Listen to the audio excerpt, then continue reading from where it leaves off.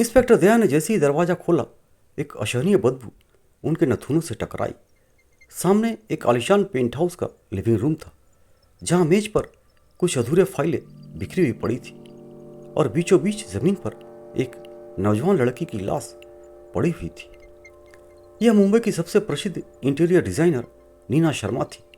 ACP Pradyuman, Abhijit और doctor शालुंके सहित पूरी टीम तुरंत घटनास्थल पर पहुंच गए।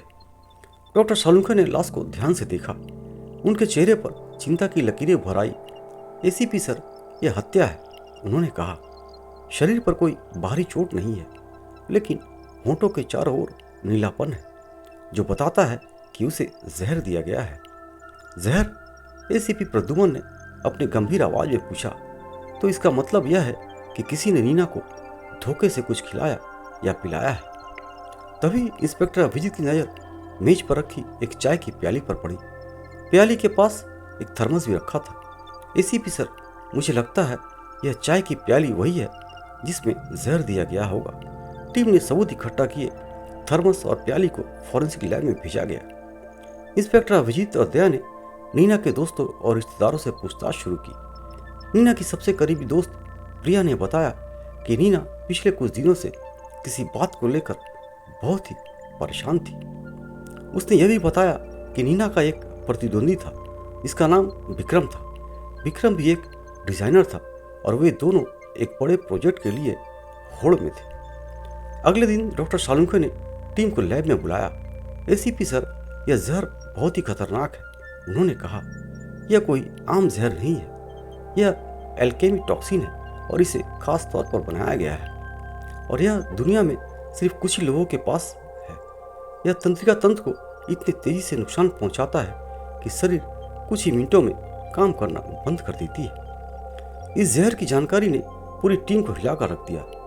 ऐसे ही प्रद्युमन समझ गए कि यह कोई सामान्य हत्यारा नहीं है, बल्कि एक बहुत ही शातिर और खतरनाक अपराधी है।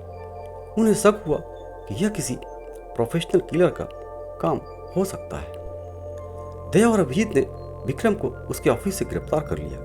विक्रम ने अपने बचाव में कहा कि वो नीना की मौत से दुखी है और उसका इस हत्या से कोई भी लेना देना नहीं है। लेकिन तभी इंस्पेक्टर अभिजीत की नज़र विक्रम की मेज पर पड़ी। एक डायरी पर पड़ गई। डायरी में कुछ अजीब रासायनिक सूत्र लिखे हुए थे। ऐसे ही प्रद्युमन को अब शक हो गया था और उन्होंने डॉक्टर शालुंके को विक्रम की डायरी दिखाई। डॉक्टर शालुंके ने उन सूत्रों को ध्यान से देखा और उनका चेहरा पीला पड़ गया। एसीपी सर, यह सूत्र वही है, इसका इस्तेमाल करके एल्केमी टॉक्सिन बनाया जाता है। विक्रम ने खुद इस जहर को बनाया है। विक्रम ने अपना अपराध कबूल कर लिया। उसने बताया कि वो नीना की बढ़ती हुई लोकप्रियता से जलता था। उसने एक नया प्रोजेक्ट जीतने के लिए नीना को रास्ते से हटाने का फैसला किया था। वह जानता था कि नीना को रोज सुबह चाय पीने की आदत थी, इसीलिए उसने उसके ऑफिस में जाकर चुपके से उसके चाय के थर्मस में जहर मिला दिया। जहर सच में पूरी टीम को हिलाकर रख दिया था, लेकिन सही सबूत और आपकी कड़ी मेहनत ने इस केस को सुलझा दिया है, एसीपी प्रद्युमन ने कहा। सीआईडी की टीम ने एक बार फिर साबित कर दिया कि कोई भी अपराधी कानून की पहुंच से बच नहीं सकता, चाहे वह कितना भी शातिर क्यों न हो।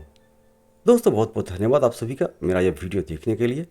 यदि मेरी कहानी आप सभी को अच्छी लगे तो मेरे इस चैनल को सब्सक्राइब करना और इस वीडियो को लाइक एंड शेयर जरूर करना। कहानी आप सभी को कैसी लगी कमेंट बॉक्स में जाकर जरूर से जरूर कमेंट करना।